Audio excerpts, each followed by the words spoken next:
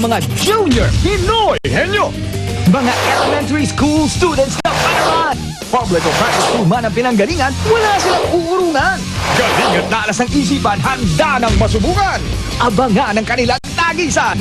Pinoy Henyo High Alumni Edition mula Lunes hanggang Biyernes. Junior Pinoy Henyo tuwing Sabado. Humagara sa mas pinaginding labanan ng galing at talino ng bawat Pilipino. Dito sa mas pinalaking Pinoy Henyo.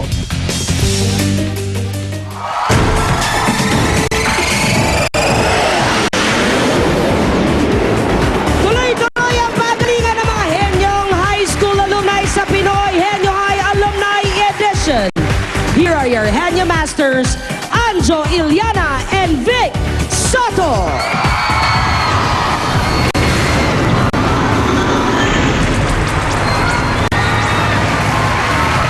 Iyan na nga. Galing at talino, yan ang masusubok sa mga Henyong High School alumni dito sa Pinoy Henyo High Alumni Edition. Hati dito ng Milk Magic Melon Milk Powder at Silver Swan Soy Sauce.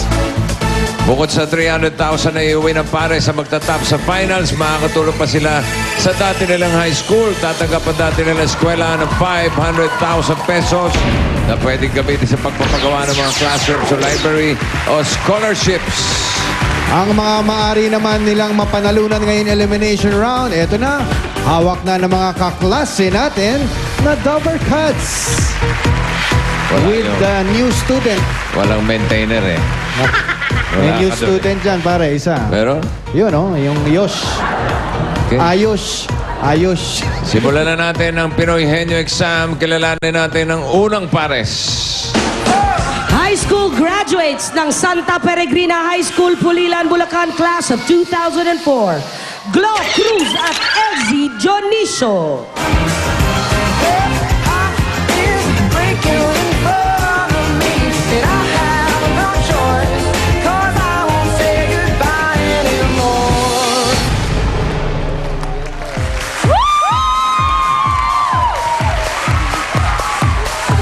Isang magandang tanghali sa inyo, mga Double Cuts. By the way, I'm with my classmate Gloria. And I'm with the classmate Elsa. At kami ang representative ng Santa Peregrina Batch 2004. Sa aming alma mater, pag kami ang aabutin hanggang grand finals.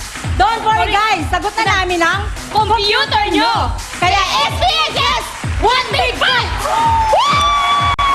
Okay, guys. Let's go. Eh, habang pababa sila, eto ng atin makulit na seatmate. Oh, ayan, naku. Bako naman. Aga Lunes naman. na lunes, nagkaklo. Napilit nagbabagong anyo. Na wala rin. Ganun pa rin. Nganga pa rin. Nganga! Ah, tama. Oh. Backpull ka, backpull. Yes. What? Hi, bossing. Hi, Anjo. Hi. Ay, hello. Ah, okay. Go. Bye-bye. Ay, Isa? hindi pa. Okay. Ito pa lang. Ngayon pa lang. Ito pa. Our food for... Bye-bye. Ay, Ano ba? ano ba? Ay. Okay, go. Okay, thank you. Bye-bye. Ay, Ano ba? Puro babay naman eh. our food for... I'll see you tomorrow. Okay. Bye. Bye. Bye. Bye. Ay, if you want... Ay, okay, bye. Our food for today is sa paalam. Ay, hindi. Sopas. Sopas. So, our food for today is sopas. Bossing and Anjo, I will use sopas in a sentence. Okay. Okay. Fire. You know what they say? If you want time... Ano? Hoy, wala kami, hindi kami nag-iingay ha. Kasalanan mo na talaga yan. Tahimik lang kami. Okay, one more time. Okay, five. Oh, thank you, bye-bye. I will use sopas in a sentence. Sopas to boy. Angel. Ay. Yo, sopas. Thank you, bye-bye. Asan yung ano? You know what they say? Anong sopas? May sentence. Ay, Opo. Sopas. You know what they sopas in the sentence? You know what they say? What? Okay, this is time flies so fast when you're having fun. Well, I say if you want time to fly so fast, then visit the Philippines because it's more fun in the Philippines. Thank you. Tapos din. Pero parang wala kami naintindihan. Sopas, mabilis. So, yes, like that. Okay, get out. Okay, bye. Run. Run. Sopas. Sopas. Run. Sopas. Stop. Freeze.